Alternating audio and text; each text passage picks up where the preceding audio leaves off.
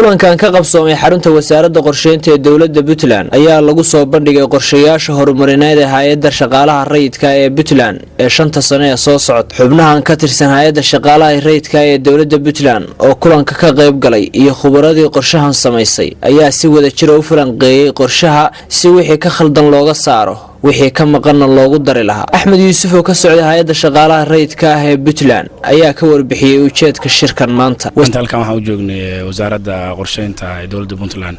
waxaan dib u eegaynay strategic plan-kii sanadaha soo socda baan validate gareynay marka qolo consultant iyo expert baan nagala shaqeynaysay wasaaradaha dowladda oo dhan iyo hay'adaheedaba.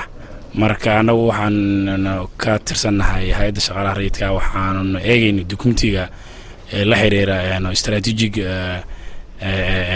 development-ga ama qorshaha xafiiska ama hay'adda shaqaalaha rayidka ee sanadaha soo socda baan validate gareynay oo comments-ka iyo aragtiyada iyo waxa aan isleenahay waa khaldan yihiin oo ku jiraan in laga saaro way u baahan yihiin iyo wixii saxan oo u baahan in maxaan ku dhahay sheeg la sii xoojiyo intaba waan fiirinay. marka alxamdulillah maanta runtii shaqo fiican bay ahayd. marka wax badan oo aan isdhahayn waxay u baahan tahay in dib loo eego ama in laga saaro buugga ama documentiga uu soo diyaariyay khabiirku baan soo maxaan ku dhahay sheegay kala discuss gareynay presentation baan sameynay qorshayaashii waxyaabii aan u baahnayn in dib loo eego dhan baan maxaan ku dhahay sheeg soo jeedinay iyo xalkooda siduu yahayba.